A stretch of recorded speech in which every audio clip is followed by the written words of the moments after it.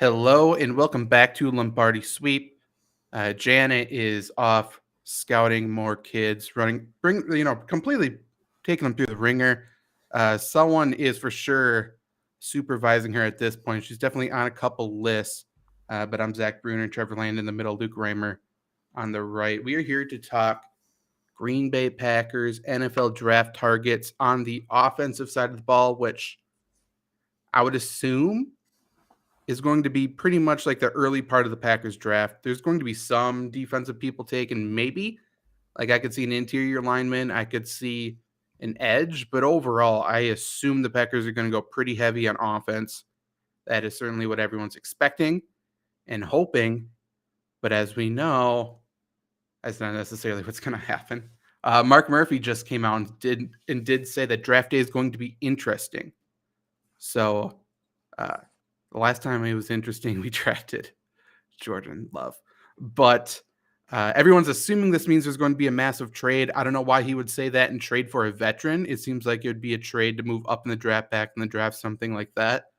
It doesn't make much sense to say, hey, Houston Texans, we do want Brandon Cooks, but let's wait till draft day. Let's blow up the fucking league with a Brandon Cooks trade. That's what everyone's going crazy for. Can't imagine it's going to be DK Metcalf. Maybe it's Terry McLaurin. Who the fuck knows? But Trevor, Luke, when you hear that the draft is going to be interesting, I would assume a trade. Are you thinking the Packers trade up in the draft, or what are you overwhelmingly thinking when you first hear Mark Murphy spill this bullshit? Yeah, essentially. If he's going to spill, the bullshit and say, oh, it's going to be interesting, it's going to be crazy or whatever. I mean, the only way that it's going to be crazy if you move up in the draft, right? And if you're moving up, you're moving up. No. You're moving up really, he just really said high. interesting. I guess, right? But I mean, that to me sounds like, if you make a statement to me, it sounds like, you're moving way high up in the draft. You're going to take, one of the top guys. Who knows if he's a receiver? Maybe, depend. I don't know. However high they trade. If this ends up being, like we'll trade a second round pick or like a third round pick for, like, I don't know, someone like a veteran receiver. I mean, like, what are we doing? I don't know. It just seems setting up for failure in Packers fans, which it seems to happen a lot. What they're going to do in the draft, honestly, I don't think they're going to do a damn thing. I think the one reason he said this was because what I took from it was clearly they aren't making a move in free agency before the draft. That's kind of what I got from it. And he's doing that so that people are like, oh, thinking about the draft and not looking at the lack of moves anywhere else on this football team. I don't see them really trading up because, to be honest, is this a little cynical? Yeah, but they know damn well no matter who they draft, if they put out the right highlight tape or get the right guy to spin it correctly, everybody's going to eat them up and say it was the best draft ever. So I don't think they really have to do much, and I think he's just kind of saying that more as a placeholder than actually an indication of what the Packers are going to do. Yeah, every voice box essentially for organizations, look at what everybody is saying, the fan base is saying, they get the vibe of the fan base, and they, navigate that on social media through press conferences, do stuff like that. We talked about the Deshaun Watson stuff. We've talked about the Devontae Adams stuff. We talked about the Miami Dolphins thing with Brian Flores. Oh, there's negative backlash. We're going to balance it out. For the Packers, we need wide receivers. Right now, we don't have anybody. We're not making moves. Oh, we are rumored to be trading for people. Why hasn't that trade happened? What's going on? So then Mark Murphy, to your point, it's like, hey, wait till draft day. We have a plan. And then he goes back to the room and says, okay, we got to come up with a plan. Like, because what are we doing here? That's essentially what it is. It's like that episode from The Office where Michael Scott is for Dunder Mifflin saying, okay, guys, we're going to come back with a plan. And then he just makes up some bullshit on the spot. That's right. Get Dunder Mifflin out of bankruptcy. That's what we're trying to do here. Also, every time in like the post-draft interview or whatever, Mark Murphy or somebody of note says, we had a guy we wanted to trade up for, but the asking price was too high or something along that nature. Everybody take a shot and then see how long you can make it before you get plastered. Here's a question. With him saying that, how many players do you think How many new players will be on the Packers after day one of draft day? I think 2. I think we'll get 2 picks in the first round still. Yeah. But I do think we hate 4th round picks. So we will trade one of our 4th round picks, even though we should be trading a 3rd round since we can't draft in the 3rd round. But yeah, we despise 4th round compensatory picks. Get them out of here. We don't want them. Stop giving them to us, essentially.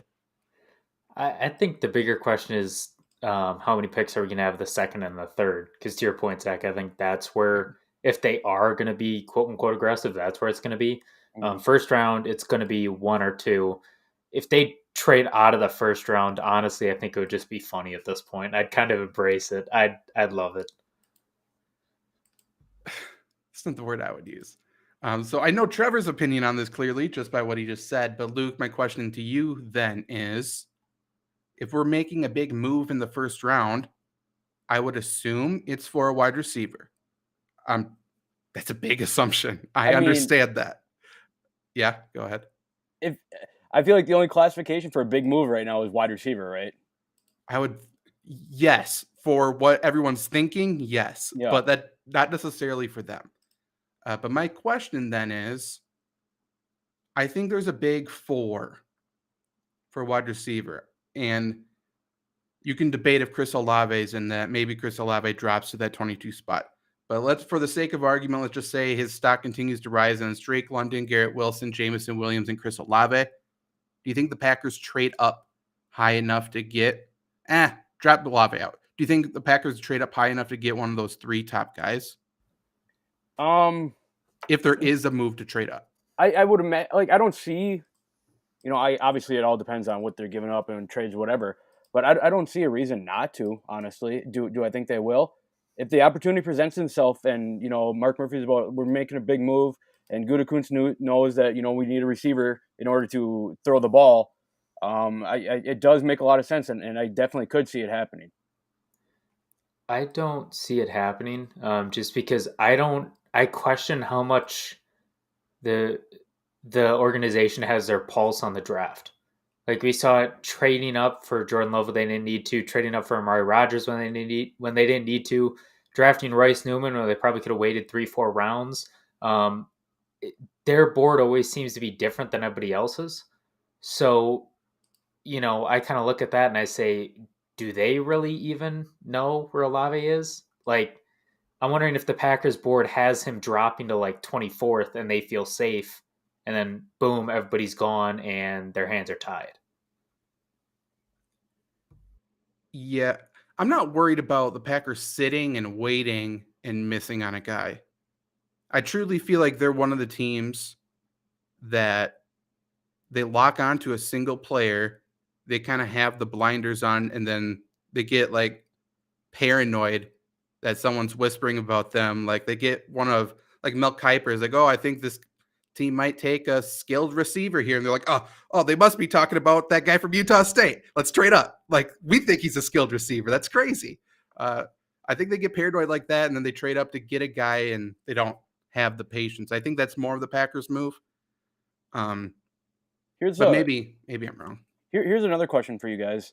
I guess, Zach, the three receivers that you named, that maybe they could jump up for. Do you think any of those 3 are like a game changing kind of franchise player, like a Justin Jefferson or a Jamar Chase or something like that?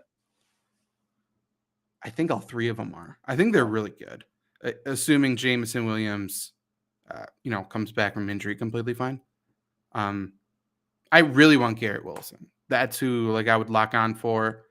Jameson Williams, if his testing is completely fine and if all signs, then he's in that too. Drake London has a little bit of, even though he's the clear number 1 right now on most boards, I think he has a couple iffy things that the Packers don't really need, just because I think the other 2 might be more NFL ready.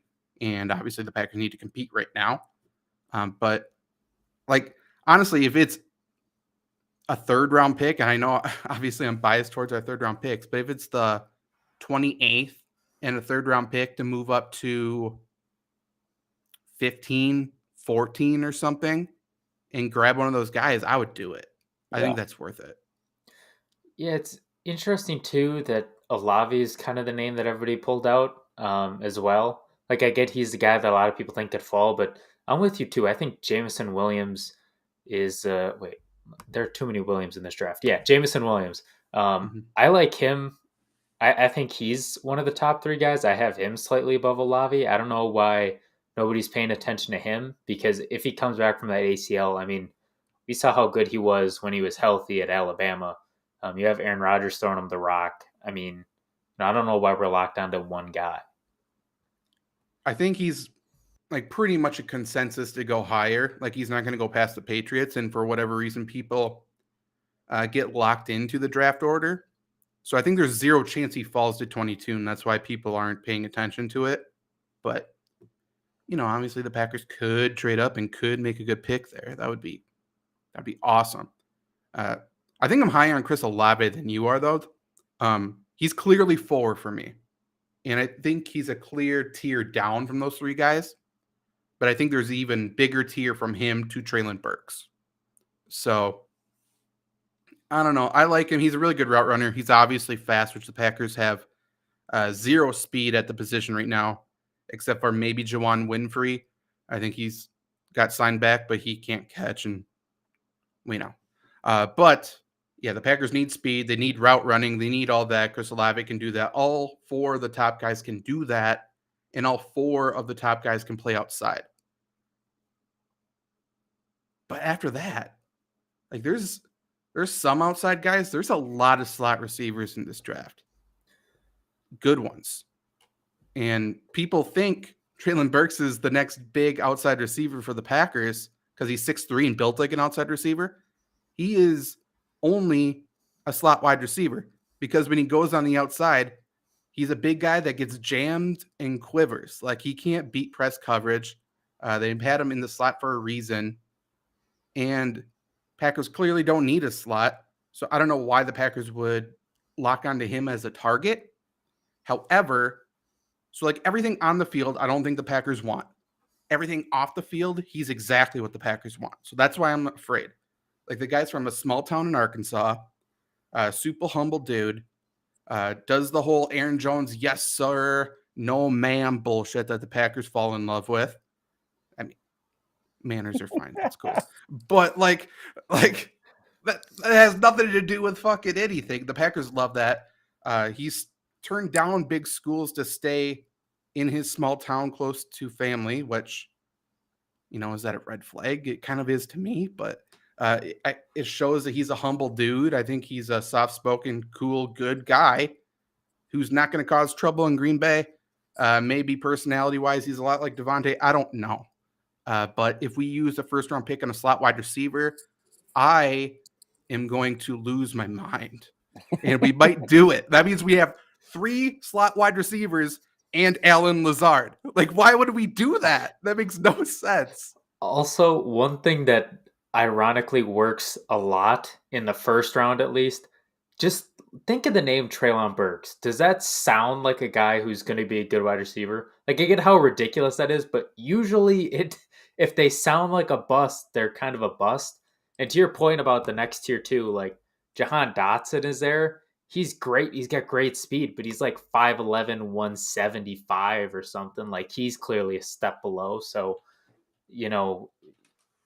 it's the top 4. And then, like, there are good guys down there, but nothing you can take in the first round. Everyone's also comparing Treylon Burks to Deebo Samuel because, one, which I think is accurate, he runs angry with the ball in his hands. Like, he's really tough to bring down. That's clearly his best attribute. He's really good after the catch. I think he has good straight line speed. He has zero quickness, but he has good straight line speed, and he has amazing hands. So once the catch is actually completed, he's fine. But everyone's talking about his versatility, and the dude had 14 rushing attempts last year for 112 yards. Like, they line him up everywhere. They use him in a million ways.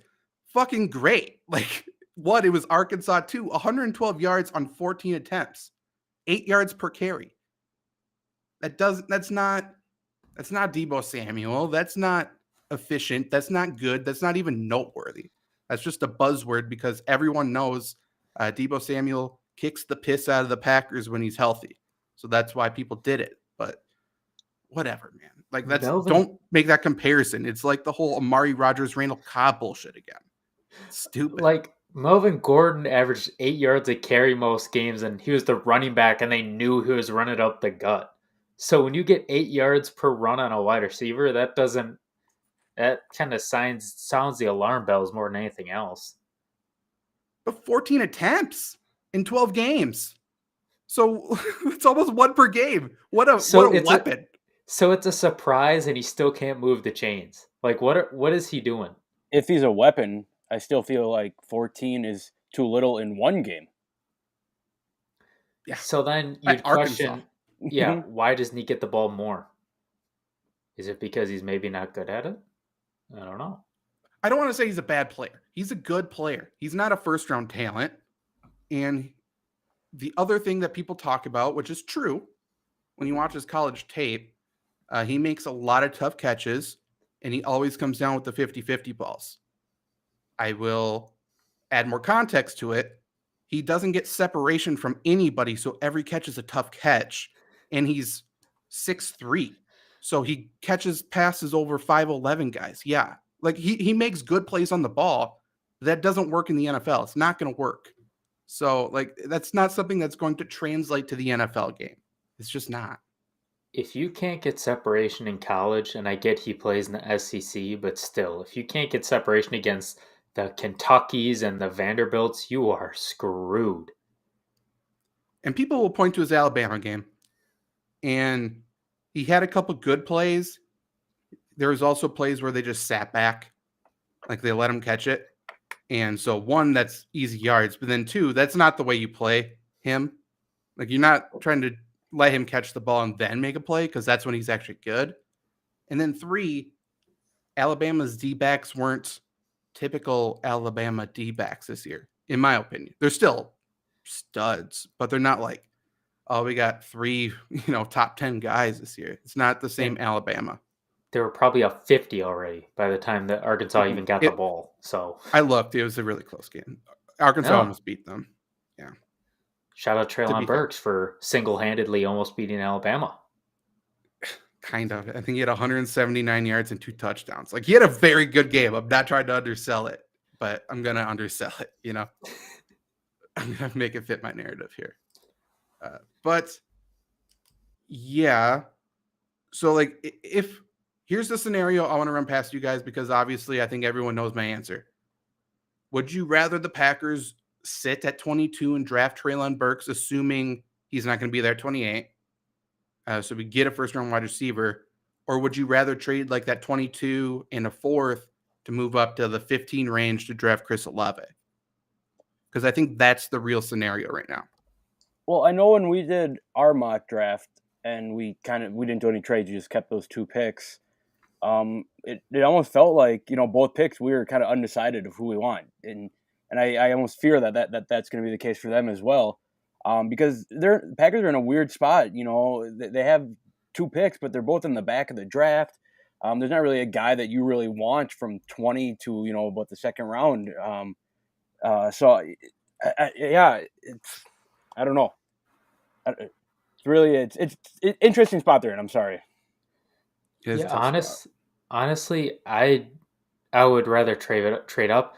I'd honestly rather move down than take Burks at 22. And to your point, I don't think he's a bad player, but if you can get extra capital, like an extra 4th, or maybe some defensive player or player that you don't need really falls, maybe like a Sam Howell, Luke. If somebody really falls and somebody needs to move up, you can get some capital because they're desperate. I think that's great, but taking Treylon Burks at 22 is a reach, and at this point, you can't be reaching, especially for a player like Burks. And again, this is something I assume the Packers don't miss. Well, how much credit am I going to give the Packers? The Packers do a lot of bullshit things where they draft players and try to make them switch positions. Yep. They love to do that, especially with their first and second round guys, which is pretty mind-blowing. It's crazy what happened to Demarius Randall when he went back to safety. That situation's wild. Like, it was insane. Or Oren Burks, they did that. They did with so many people in like the first 3 rounds. They do it crazy. I'm nervous the Packers are going to try to draft Treylon Burks and move him to the outside. Because like that's the only way the Packers would draft him, in my opinion. They're not going to draft a first-round slot wide receiver, I would assume. It makes zero sense. Yeah. None. Let me pose this question. Do you think I think I know the answer, but do you think there's any chance that the Packers are, or, kind of putting out feelers or whatever, hyping up Treylon Burks just to try to get other teams antsy or something? And while they're interested, they're not this interested in him? Or do you think they don't really care about that?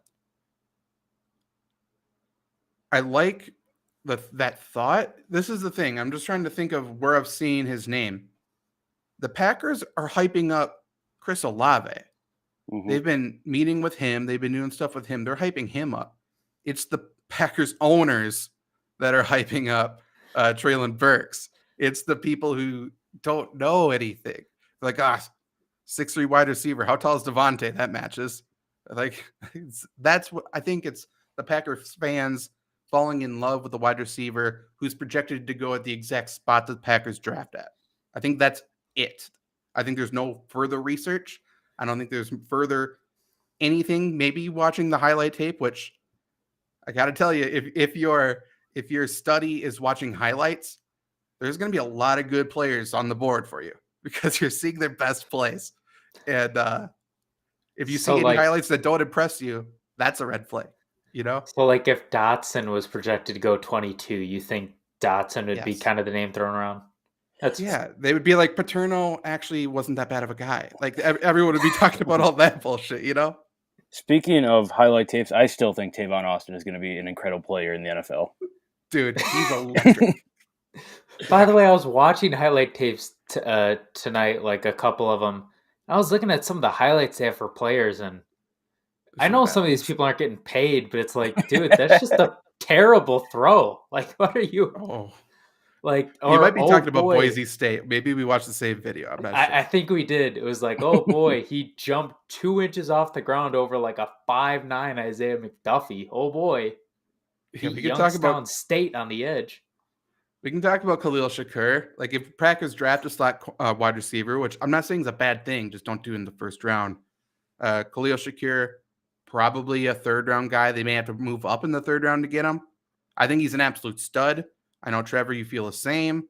I advise everyone to go look at his highlights.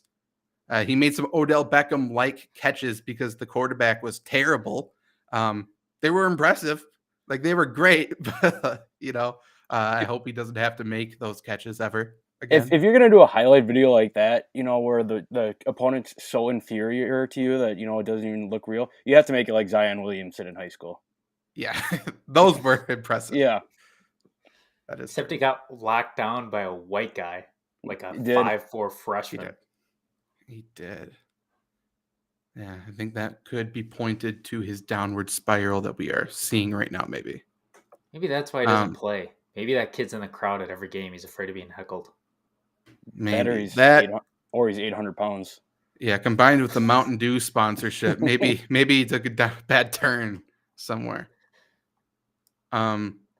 Okay, so I think we're all in agreement that the top 4 players are good. We'd be happy if the Packers got them. Treylon Burks just isn't a fit. Hopefully we don't make them switch positions. The next group of players is interesting at the wide receiver position because I think there's good receivers at the beginning of the 2nd round, but Packers are going to have to get creative in how to get them, and drafting them in the 1st, I think, at least to me, they seem like clear reaches, like too big of reaches for me to be comfortable with. But like Sky Moore, Western Michigan, I think he's really good. There's that Western Michigan connection with Matt LaFleur that, means nothing. Obviously, LaFleur was gone a long time ago, but people will point to that. Dotson from Penn State, like you said, he's a really good player. George Pickens is early to mid-2nd, I guess.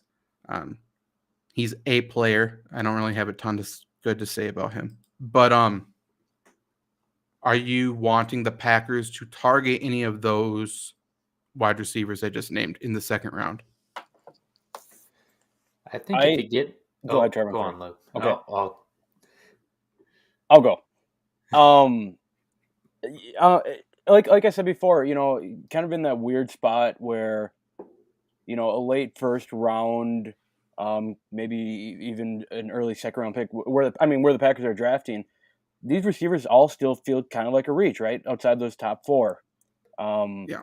So that makes me think, no, I don't know. If you're going to get a receiver in the draft, I feel like it has to be you have to trade up for one that you're going to be happy with. Otherwise, you're reaching for guys when, there's maybe a tackle or an edge rusher out there that could benefit the team immediately more than that receiver. So I know I've been yammering about drafting receivers early the last couple of years, but I think if you don't get one of the super early ones, I don't know when you're going to get one, because there's going to be a lot of other players you're going to miss reaching on come second, third round. I'm almost wondering if the Packers trade up in the draft, like to get an Olave, depending on where. Like, let's say they can get Olave without losing 28. Would you trade back 28 to almost maybe get 2 early to mid seconds, maybe get a wide receiver and an offensive lineman? Or do you think that's not even within the realm of possibility? It's in the realm of possibility. I would be okay with it if, like, we're going to talk about offensive linemen in a second. Assuming the Packers don't make a free agency move to sign a right tackle to start for the Packers this year, I think there's only 2 offensive tackles in the draft that aren't one of the top 4 guys, 3 or 4 guys that I'm even comfortable with.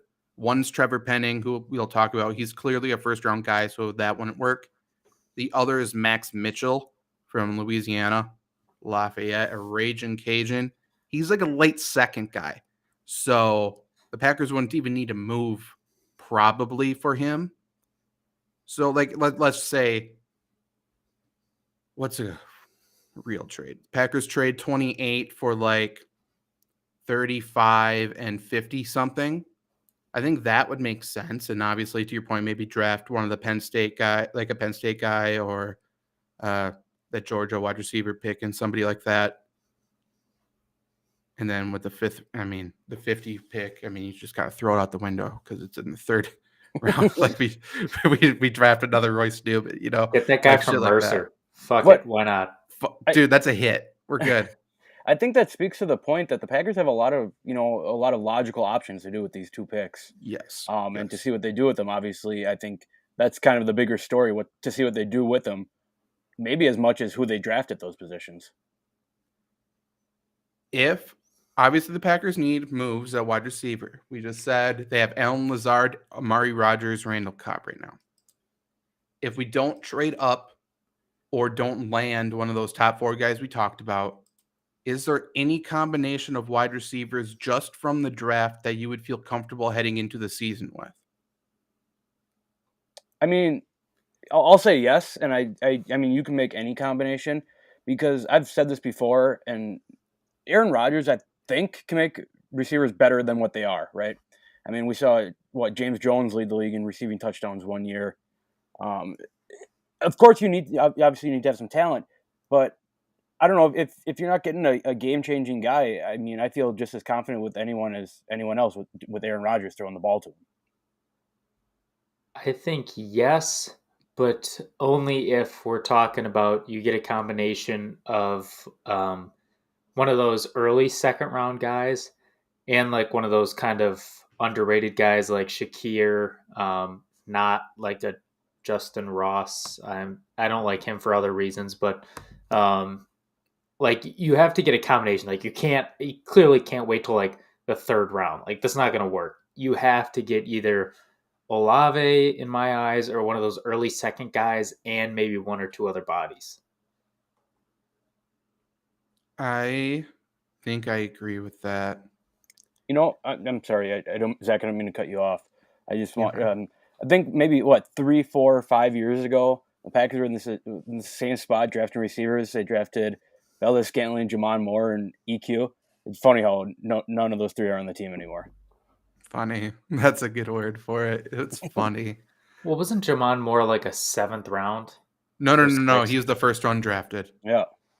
He's the slowest deep threat I've ever seen in my fucking life. I think we used the 3rd round draft pick on him. Are you fucking kidding me? I thought he was like a late pick. I think Nope, EQ was a late one. Yep, he was. EQ was the latest. Yep. 4th round? Are you kidding me? What were we doing? That's what I said on draft day. Like, what are we doing, dude? He's like in slow motion running a deep route. Like, what are we doing? And it didn't work out because he couldn't catch. Yeah, Scantling, for what he gave us, good pick. Speaking of Marquez Valdes-Scantling, a player who I believe the Packers have their eye on, who I don't like pro comparisons usually. I'm going to make one for this guy, though. I think he just is MVS 2.0, except for maybe he'll learn to catch on his rookie deal. That's Jalen Tolbert. He's from South Alabama, a big, super fast, deep option. Same thing that Valdes-Scantling is. He has a big catch radius. He will stretch the field. And I think he will probably be a 3rd round pick. I think he'll go to the 3rd round. I'm not sure if he'll drop to the Packers. That might be a spot where the Packers need to trade up in the 3rd round to get him. But I have a strong feeling the Packers are eyeing him up. It makes perfect sense. Hopefully they're not doing that with Justin Ross, as you were alluding to before. Another big player projected to go in the same area. But Tolbert would take care of the field stretcher role. And then the Packers pretty much just need to worry about filling that outside sort of left side of the field role, really. Which I think you can do by committee. Like at that point, I feel okay. But Packers need a deep threat. Chris Olave can be that deep threat. One of the other top 3 guys can be the deep threat. Jalen Tolbert can be the deep threat. Maybe a Christian Watson from North Dakota State. He's another big catch radius, fast, athletic dude. But outside of that, like, that's what people are projecting that Brandon Cooks trade to be, that deep threat role. And I hope that's not the case. We've seen Brandon Cooks play on grass recently, and it's not a good thing. So, yeah. Hasn't he also had like 10 concussions? Yeah, a lot. Yeah. I assume Anthony Barr is watching very closely. He's ready to strike at any moment. I'm not even sure if he's on the Vikings roster again yet, but he will be as soon as Brandon Cooks gets traded. He's like, that's it. There's my hit. I will collect my paycheck after I end his career. Yeah, I think for me personally, if we don't get one of the top 4 guys, I think it's a loss. Yep. I don't think I feel comfortable. That's a good way to put it. I think I'd be uncomfortable, to be completely honest, regardless, because I assume our top 2 wide receivers are going to be rookies, and that's just a lot to overcome. Yep. The more I say that out loud, I don't think the Packers are going to do it, because I have, unfortunately, Gutekunst's face burnt into my mind saying no one expects first-round rookie wide receivers to contribute in their rookie year. I think he said this a couple of weeks ago. It's possibly the dumbest statement I've ever heard. But if that's the case, doesn't that sound like he's trading for a veteran? It's crazy that he said that right after the guy at Cincinnati, I forget his name, rookie. Jamar Chase, Chase. Had the greatest rookie season of all time. And Justin Jefferson, your division, did it the year before that. Yeah. But I feel like this could be one of those things where like Packers trade 28th for a player and a pick that nobody was even thinking of. Mm-hmm. And it's going to be interesting. As long as they do something, like just do something. Outside of Treylon Burks at 22, just do something interested. Keep us intrigued. Give us a reason to respect you and have hope for the future. And that's as low as the bar is right now in my eyes. Would you trade 28 for Terry McLaurin? Yes. I would. Yeah, because I'm thinking you could even... Because if you got McLaurin with 28, you could package 22, move up, and get Olave.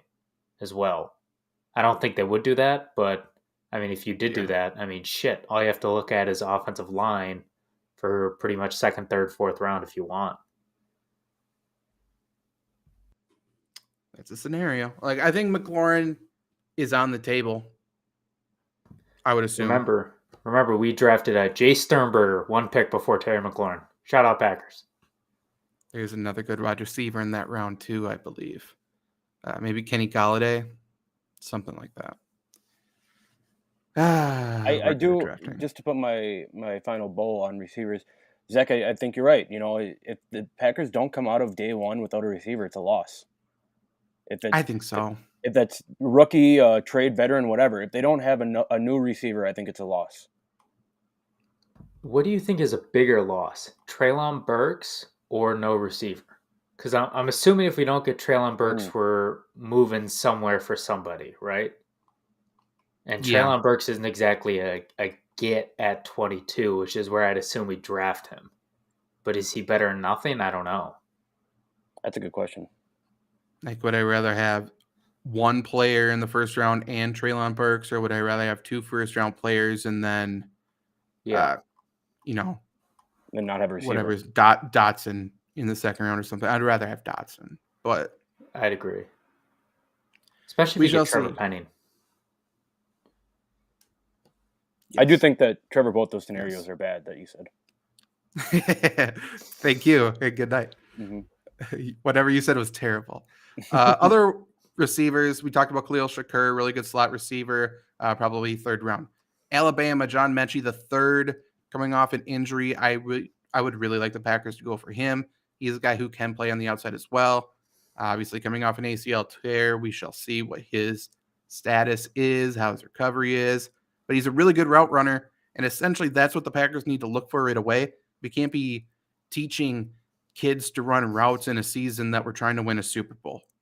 You know, and the last time we tried to teach wide receivers to run routes, it never worked because, when we first did it, Mike McCarthy had no wide receiver coaches on the fucking staff. And then after that, we have Marquez Valdez-Scantling talking about how fucking good he is, and everyone hyping him up every time he drops the ball and runs a bad route. Like, we can't teach people to run routes. I'm almost positive Devontae Adams taught himself. Like, there's nobody else who can. Our wide receiver coach is bad. He's bad. He's really bad.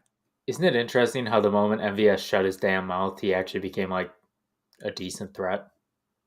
Like, I'm not saying he was an asshole for it, you know, or anything like that, but the moment he shut up and went out of the limelight, he actually started playing good football. So, or at least decent. Yeah, he's pretty good. Another player I would assume is a third round guy that I don't mind. Again, it shouldn't be like a high priority target, but I like Kelvin Austin, the third from Memphis. He's another kind of gadget player. I think he could be a returner for us. Tiny. He's like 5'8", 5'9", 165, 170. Like, he's a small dude, but he can be moved around. He's a talented player. So if the Packers decide to get creative on offense, I think he's someone who is useful. Tavon Austin-esque, Luke, if you will, except for a little slower, a little bit better of a football player. So that's good. Tavon Austin still got time. He does. I assume he's better with firearms as well, but you know, maybe. Player who has high upside, I think, is Romeo Dubes from Nevada. Dubes. I know, isn't that a good name? We got to get that dude. 6'2", 200, and he had a couple 1,000-yard seasons. Again, it's Nevada, so who the fuck cares? But he's a really good player who's inconsistent. So does inconsistency turn to reality once you play people who Nevada doesn't normally play? Possibly. But, you know, that's the Jordan Love effect, I think we would call that. Luke, I know you like this guy because he's fast. Tyquan Thornton. Hell yeah. I want to look and see if he has any punt return experience, but he's a really fast deep threat. I think his stock went up, obviously, because of that 40 time. I hope he's not a third round guy, but maybe like a 4th round player. Like he's a deep threat. I don't think he offers much else. Nope. None at all, actually. No. Do you like him? I personally don't. But what's your thoughts on him? I like speed in the NFL. If people always ask me who's your favorite player, not a Packer, I always tell them Chris Johnson. It just makes the game more fun for me to watch. Do I think he helps the Packers? Absolutely fucking not. I don't think other than running straight down the field and taking one corner out. What like you said, what else is he doing for the team? Probably nothing. This almost feels like kind of a bad team, like maybe a Jets pick, and maybe try to experiment with them while they have a young quarterback there or something. As much as I like him, it makes no sense in my mind. He kind of reminds me of like a John Ross 2.0. Yeah. Only in the sense that he had a super fast 40 time, and everybody's saying, "Holy crap, let's move him up." Which, by the way, John Ross was taken 9th. Mm-hmm. That is blasphemous. What was going on? Bengals should not be able to get to a Super Bowl 4 years after they pull that shit. That's not how this works. They should have kept John Ross. Yes, actually. Like they got rid of him at the worst time. Mm-hmm. You held on to him for this long, just keep him again. Yeah, I don't really like Tyquan Thornton. Like I don't mind players who are underweight coming into the league, but his frame is so damn skinny. Like I don't think he's capable of putting on any weight. So for that reason, I am out. The last wide receiver, I think, yes, that I want to talk about, he's a returner. So that's why naturally I would love for the Packers to get a returner. Velus Jones Jr. from Tennessee. He ran a 4.31 40, and he was 2nd in the nation in punt return average last year. And I believe it was his 1st or 2nd year returning punts. So it's something he could get better at. He is trending up on draft boards right now, I do believe. I think almost everybody has him as a day 3 pick, like 5th round probably. Sports Illustrated has him in the 2nd round, and they're the only ones. I think it's still Bears, so maybe it happens, but like that's very bold. I think he's probably maybe an early day 3 pick at this point. I think he's only a special teams contributor, but I think he's going to be a really good one. Yeah, and here's a question for you. Like you just said, he's probably only a special teams contributor. Someone's return specialist, Josh Cribbs, Devin Hester, Andre Roberts, guys like that come to mind. What's too early to grab one of those guys that, you're probably, you can use them on offense however you want, but their biggest impact is going to be as a returner. I'm cool with 4th round for, special teams specialists. You know what I mean? Yeah. Because that's pretty much like a kicker or a punter, right? Yeah. In terms of being a specialist for the side. Let's be honest. If he goes in the 2nd, he is going to the Bears. That is the one accurate part of that assessment. These boys took like Kevin White in the top 10 too, didn't they? Dude who never played and broke his leg a ton of times. Yeah. I think he's still in the league. I think he was with the 49ers this year, maybe. He's somewhere. I think he was down at the Ravens once. Or at the Cardinals once. That doesn't surprise me. He is with the Saints. Saints now? Huh. Velus Jones played 6 years in college, so he is experienced. Brad Davison looking ass. Pretty much, except for this guy, not a former quarterback. Davison was. Not sure if you knew that. And he wants a job, too. He is looking to get a job, so good for him. About time. Velus Jones has been a kick returner pretty much the entire time. Last year was his first time ever returning punts, and he averaged 15 yards per. So, love that for us if we could actually invest in special teams instead of trotting out. I don't know who would even do it next year. Probably Rasul Douglas. Love. We just gave him more money. Like, hey, pull double duty, please. Just because I don't want to talk about running backs other than this, unless you guys want to, the only other returner I wrote down was Tristan Ebner from Baylor, one of the 2 Baylor running backs I really like. He is a converted wide receiver, so he actually could grow into like a receiving role for us, but he's also a good kick returner. So I would love for that. Obviously, the other Baylor running back, and we're talking 7th round now, so definitely invest in this. This would be smart. It's Abram Smith, I believe his name is. Linebacker turned running back. The dude just wants to hit people. I think he ran for like 1,500 yards last year, and the year before that, he had almost 50 tackles. So let's get this guy on our kickoff team, please. That's all we need. We just need special teams people. And that guy screams, let me take someone's head off. That's all I want.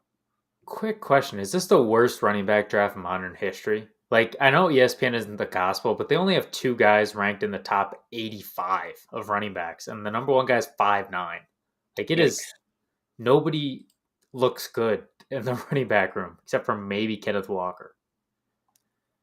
It's going to be, this is the thing.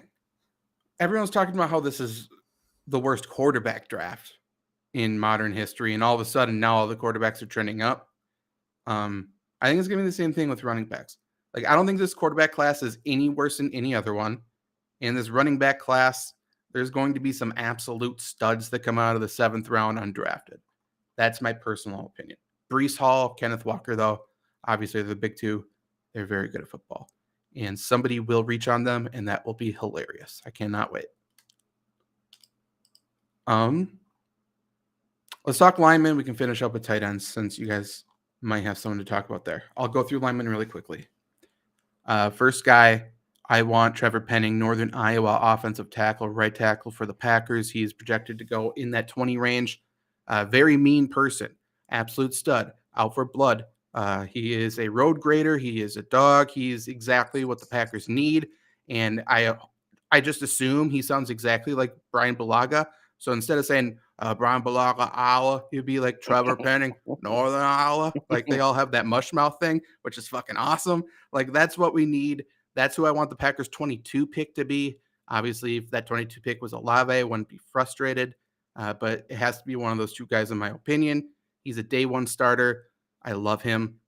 The only other person I talked about him before, who I think is a day 1 starter at right tackle, who's not one of the top 4 guys, who I think the Packers have no chance on. Max Mitchell, Raging Cajun. He's probably a late 2nd, early 3rd guy. One of the best tackles in the draft. I think he gets 0 respect because of where he came from. And he has some negatives. He has some things that he needs to improve on. But literally every single one of his negatives, from my point of view, are skills. And that means you can teach him that. It's not like Raymond, is that his name? From Boston College? Where is he? Not from Boston College. From where? From Central Michigan. Central Michigan, sorry. Yeah, Bernard Raymond, he's a T-Rex. He has like stubby little arms. So, like, that's not going to work at offensive tackle. But this guy, it's like, oh, he needs to work on his hands. Oh, he just needs to bend his knees a little bit more. That could be taught by a good offensive line coach that he probably doesn't have at, Louisiana, because I assume every coach in Louisiana is Coach O. So, Coach O, by the way, spotted without a shirt, I think, yesterday. Great picture. Coach O is doing his thing, and I love it. But yeah, I definitely want Max Mitchell if we don't draft Trevor Penning. And if we don't draft either of them, then we need to sign Brian Bulaga or sign somebody who can be a starter at right tackle. The other guy I wrote down is Abraham Lucas from Washington State. I like him. He's like late 3rd, 4th round guy. He's not a day 1 starter. He came from an air raid system. I'm not even sure if he knows run plays can be called. He needs to work on his run blocking, but he's definitely a good prospect that I like. There's other tackles like that too, but, we don't need that. Offensive guard, Zion Johnson is a 1st-round guard. He pretty much same build as Zion Williamson right now, which is pretty cool. From Boston College, late 1st, pro ready. I think you drop him in at right guard and he would be amazing. He also played left tackle, which the Packers cream over for whatever reason. Like, they just love people who play different positions. So Zion Johnson, literally, there's no flaws in his game, in my opinion. I think he's amazing. Kenyon Green, Texas A&M. I compare him to Elton Jenkins a lot. He's a 2nd-round pick. He played every single position last year except for center, and he's extremely athletic. He's another guy, drag and drop. He can start for anybody next year at offensive guard and be, probably a top 20 guard in the league next year. Dylan Parham, 3rd-round guy, Memphis, absolute freak athlete. He's 285 pounds. So he needs to eat some cheese curds, maybe drink some whey. But I think he's going to be good And if the Packers run a lot of outside zones with like Aaron Jones and stuff, he's like him and Josh Myers would be insane together. Like they would be so fast. They may miss every fucking block, but they would be very fast. And then the last one. That makes up for not drafting Tyquan Thornton. Honestly, I'd love to see a race between them, including this last guy, Jason Poe.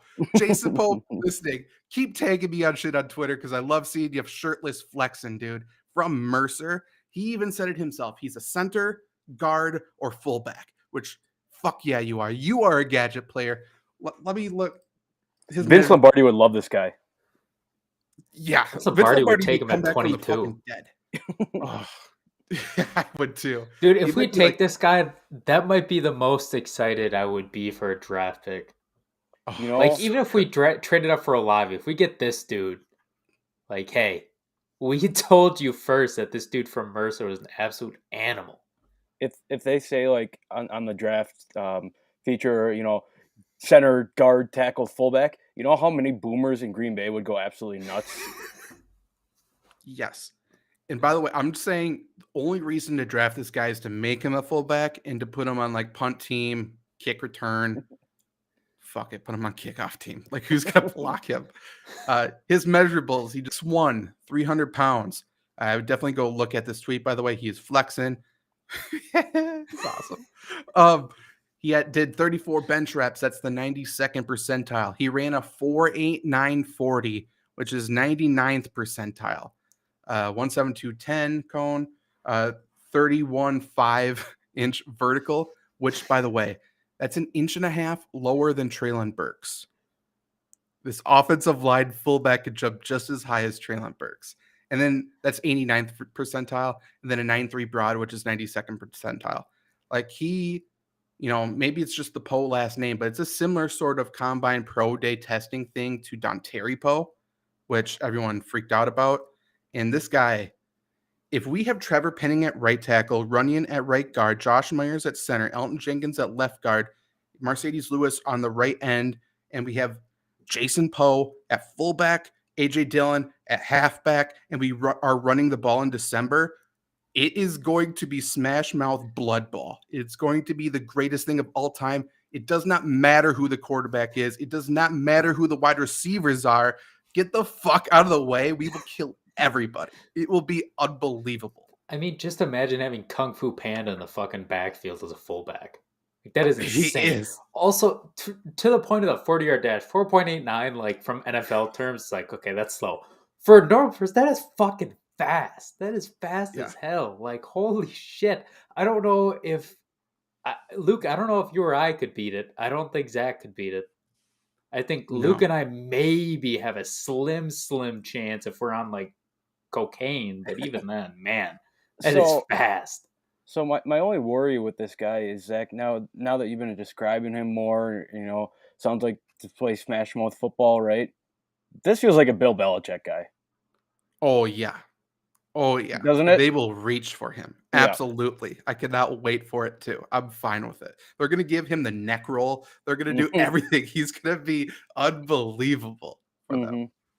I will be a fan no matter what. This is a Cameron Cheeseman situation, ladies and gentlemen, where we said we need to draft Cheeseman last year. People said, ha ha, he's a long snapper. Packers don't need a long snapper. Look what happened. And by the way, also a dentist. Let's not disrespect Cheeseman. This guy, I don't know if I want Jason Poe to do any dentistry, but he is a glue guy. He is going to come to work, and he is going to hit people. And damn it, he looks good doing it. We need him. Please, Gutekunst, Murphy, draft him. He feels like the guy that played football in high school, not to like win games or like make friends or anything. He'll just go out and hit people. He's gonna look like, I think, was it Goldberg in Longest Yard with the neck roll? Yes. Yeah, he's gonna look like that. He was number X. It's gonna be amazing. By the way, this was a D2 guy who worked his way up to D1 too. So he's got great. This is a Dan Campbell guy. Okay, it is. I was thinking that's not a Bill Belichick. That's a Dan Campbell. Also, he tweeted at you, so I don't know how he found you, but clearly he knows what's up. So the thing is He went to Mercer, and they're most notably known for beating Duke in the first round of a college basketball tournament. So I'm all in on this guy. You know who else came from Mercer? Fucking CJ. No, never mind. CJ McCollum was from Lehigh. But same point. Yeah, the same best concept. players come from weird schools that upset Duke, and that is a fact, and you Mm-hmm. can't prove it wrong. Mm-hmm. Mm-hmm. Yeah, that's honestly, yeah. If we don't get at one of those top 4 wide receivers day one, it's a fail. If we don't get Jason Poe, it's a fail. We got 2 boxes to check through the 3 days of the draft. Let's figure it out. If he pulls a DJ Raji in a playoff game, I'm gonna cry. Like, even he can just dance on the sidelines, and I'd still cry. You know this guy dances in the game. Like, that's what this kind of guy is. I can't believe he's not a defensive lineman. He gives us strong defensive line energy. He's gonna do the worm for sure. Imagine him and Jamal Williams partnered. Oh my god. Imagine him just like chilling with our defensive line room, like with the personnels we got in the D line room. Like, they will be good to go. Flurry Sports Olympics, we're gonna have him there. Got to. He's gonna MC it for sure. Okay. Let's wrap up with tight ends. Is there any tight ends you guys are looking at that you would want the Packers to target? I know we got a bunch of them already, but Tunyon's not going to start the year obviously playing. Do you think DeGuara is going to develop enough to be that receiver for us, or would you rather get one of these guys? So here's my thoughts on tight ends. And I guess this is looking at it from a fantasy football perspective. But how often do rookie tight ends actually succeed? You know, I guess Kyle Pitts is kind of an outlier last year, right? But very, very rarely. It almost feels like, you know, if the Packers are going to get a tight end who's going to be integrated into the offense, is going to be used as a weapon in the offense, it feels like it makes a lot more sense to throw a veteran minimum at someone to just fill a spot for 6 to 8 weeks until Tonyan comes back. I mean, in having Rodgers, it doesn't really feel like you need a rookie tight end maybe until Rodgers retires. I know tight ends take a long time to develop just because they have so much to do: run blocking, pass catching, doing a little bit here, a little bit there. Does it make sense to you guys to even think about a tight end maybe first 3 rounds within not only this draft but the next couple of years? I mean, as long as Aaron Rodgers is still playing football for the Packers. Yeah, No. not in the first 3 rounds. There's some good tight ends. I think we've talked about Calcutta. If he falls, obviously concussions are an issue, but if you really only need him for the first couple weeks, that won't matter too much. Maybe if you can get Ferguson, if he falls late 4th, early 5th, if you trade up or trade back and you hit, on the wide receiver and offensive line, like if you really don't need anything else, maybe like a guy in his area. Other than that, though, I really don't think you do. Because is Mercedes coming back, right? Or is he gone? I think he's coming back. No, he's here. So as long as you got Mercedes Lewis, everything is good. And hey, I'm pretty sure Poe would like to play tight end too. So. Oh yeah. By the way, every offensive lineman wants to play tight end. You can listen to me talk about it probably every week on Inside the USFL. Jordan McRae. I will be, if I get Lou Holtz's son, I forget his name, but the head coach of the Birmingham Stallions on the show, first question is going to be talking about drawing up plays for Jordan McRae to play tight end because let the dude shine, man. I know it doesn't look like it, but I played at offensive line once in flag football in 6th grade, and I can confirm with that super specific expertise that I wanted to play tight end, mostly because I was constantly getting ran over at offensive linemen. But offensive linemen do want to play tight end from flag football to the NFL. We just want the ball. Like, hand it off, which is a little bit more simple because catching can be hard, or, just lob it up. Like, it's the best. And then if you get a douchebag like Tua Tagovailoa telling you you're not an athlete after you catch a touchdown, he can go to fucking hell. I will never let him live that down. He's a bum. Calcutta, though. Grant Calcutta, to your point, concussion risk. Had a couple of retired, came back. I've been reading some of his draft profiles. He's getting disrespected, like really, really hard. People are saying like maybe he could be a special teams guy. This guy was one of the best tight ends in the country a few years ago with Oklahoma. took a year off or 2 years, I think, because of the concussion stuff. Was training to be a firefighter, by the way. Luke, are fires a problem in Green Bay? I have not experienced a fire in a very long time, but that's only me. I don't know about the rest of the city. That's the devil's kiss right there for your luck. Packers should probably look at Grant Calcutta then, because he will fight fire with fire. There is a fire department right down the road from me, and the ambulance has gone by 2 times within the last 2 days. So, good insight from Luke, man on the street. Yep. Grant Calcutta, though, I think he's a stud, 6'5". I mean, he's the tight end build. He's athletic. I think he's fine. He's like a 4th round guy, maybe. Like, he could fall to the 5th round because of that concussion risk, and if we get him in the 5th round, great. The other guy, I haven't watched a lot of the tight end highlights and film yet, so I don't know a lot of these guys, to be completely transparent. However, I did look at Derrick Diese Jr. because I want to make Diese nuts jokes and shirts and all of the above. He's also from San Jose State, which, as you know, for longtime listeners of Lombardi Sweep, we're a big Spartan podcast here. Him and Bailey Gaither. We need to bring Bailey Gaither back. I was going to say, I forgot his name. How can you forget his name? He's about to go off in the USFL, Luke. A little tip for you as we do our USFL league. But Derrick Diese Jr. is another athletic guy. I think he's fine. He's that great. He's okay. He's going to be the best Packer that ever came out of San Jose State. That's a fact. Write it down in pen. Well, James Jones, too. Jake Ferguson, it just seems like he's destined to be a Packer. They love to sell jerseys, make a little extra money. They act like the Packers are going out of business. We need to sell more stocks, and we need to draft Cole Van Lanen. We need to do all of these things to sell Packer jerseys. Jake Ferguson's probably a 5th round guy. It is. I think he's fine. I just think there's zero upside with him. It's wild how many people you still see wearing Vince Beagle Packer jerseys around Lambeau Field. Yes. Think about if they got Olave, Ferguson, and Poe. Nobody would buy an Aaron Rodgers jersey. Nobody. You could say, hey, here, you have to pay an extra $50. The stock has gone up to, $1,000 a share. People would buy it on the spot if you got those guys. If Poe is labeled a fullback, he can wear a single digit, I believe. And we need this. That would be great. We need a Jason I need Poe a number 1 0. Zero's fine too. Wait, can you make him 00? That would be better. Why not? For Jason Poe, anything. It reminds me of, what was it, Leon Poe for the Celtics? He was 00, right? Yeah, he was. There we go. Didn't expect a Leon Poe reference here. I think but he was number 0. James Posey might have been number 0, and Leon Poe might have been 00. Who is Leon Poe? How have I never heard about this dude? Hustle guy for the Celtics during their championship run. He was their 11th guy off the bench. He chose 00 or regular 0 because Robert Parrish was the other. Oh yeah, you're right. I'm sorry, I don't know what James Posey was in. 8, maybe? I think he's a 41 or 47.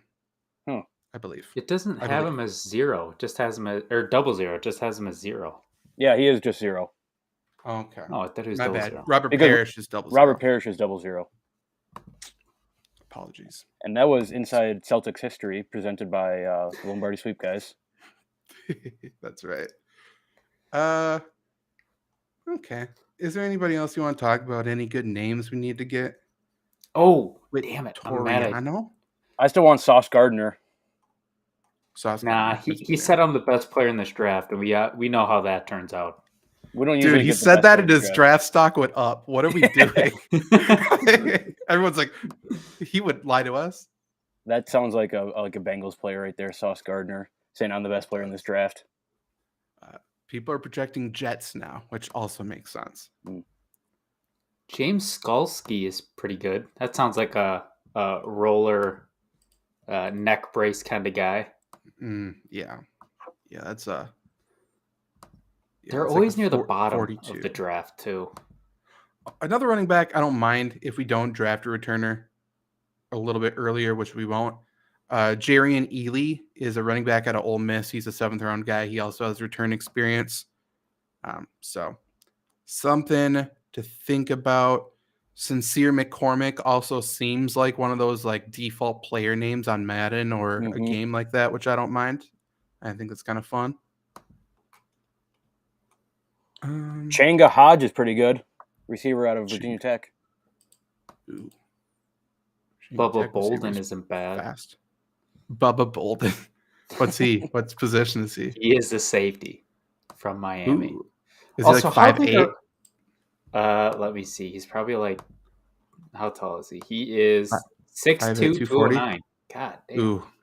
How big are long snappers usually, by the way? Because there's one long snapper in the draft, and he is 6'2", 235. I figured that's about right. Not 5'5", but he's no Cheeseman. Shockey Jock Luis. Ooh, French Canadian, probably. I would assume. Another guy we will see in the bars in Green Bay. 6 foot 190, 4.55 40. Receiver. 6 foot 190. Boy, that's small. Big Crown Royal guy. Receiver out of Pitt. I'm sorry. Receiver out of Pitt. Yeah, I got nothing else. Anything else you guys want to talk about? Did you know that RC Cola is Royal Crown Cola? What? Yeah. Why did they make it so close to Crown Royal? It seems like a bad decision. Like, we were talking about Crown Royal, and somebody always said Royal Crown, and it was a whole debate about which one it is. And all to realize we're talking about RC Cola the whole time. What a disappointment. Well, so it would make more sense to do that nowadays, like having this business strategy in mind. Maybe people forget the name and they look up, like route, whatever, the soda as opposed to the liquor, and they end up buying that. That's probably more for the future, but I don't know why they did it back then. Because obviously they didn't have internet when those came out. Is it cool to drink Coronas again? I've been drinking Coronas for the last 2.5 years. Coronas are severely underrated. Are they? They're fine. I don't think the lime adds much of a twist, though. You see, with the lime in every commercial, I don't taste it. The lime just gets in the damn way. Just plugs the opening. The only thing I get pissed off when I order a Blue Moon and I don't get an orange. I want to send that's the only reason why I did it. I think the better question is, why are you ordering a Blue Moon? Blue Moons are nasty. Good. Oh no, they're not. No, they are bad. You were. It's like Although the only. I hate IPAs, so it's not an IPA. I thought I am thinking of a different beer then. Yes, it's a Belgian white, I believe. Lemon Haze IPA is good. That's like the eighth show in a row that I brought that up. Also, check Luke's Twitter. Can't wait for the 9th. He also has. They're good, man. They're very good. They're very good. 16-ounce silos at Lambeau. We should place betting odds on if Luke finds a way to squirm in Lemon Haze IPAs every show.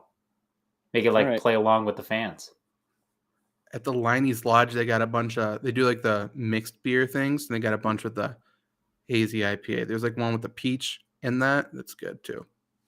I fully recommend. This is we should get a Leinenkugel sponsorship. I'm not a big peach guy. Or a Quick Trip. Quick Trip has boneless wings now, and they bang. Absolutely fantastic. They've had boneless wings. They just got them where I am. I don't know what took them so long to get us to the Milwaukee area, but they are fantastic. They're good. They've had them in northern rural Wisconsin for like the last 6 months. Better than Buffalo. I can tell you worked for a northern rural newspaper. Okay, this was Lombardi Sweep. Let us know who you think the Packers should draft. Oh, by the way, I want to give a shout out to the guy on Facebook who read my mock draft and was angry because he said I should have taken Treylon Burks 22 instead of 28. Tell me, he's the guy who pays full price at a car lot. No, I want the sticker price, please. That's like the same thing as Royce Newman last year. People were like, "Oh, it was a good pick." I'm like, "Dude, we could have got him around later." Doesn't matter. Yes, it does. Yes, it absolutely does matter. So stupid. Opportunity cost, people. Look it up. That's your homework this week. Opportunity cost. Please do. This was Lombardi Sweep. Listen to the Flurry Sports podcast for next Monday. It'll be the same crew, us three again. I can only assume talking about Lemon Hazy IPA. I can't wait to see what shenanigans we get into. Dude, so much tomfoolery and shenanigans. It's going to be crazy. This was Lombardi Sweep. See you next time.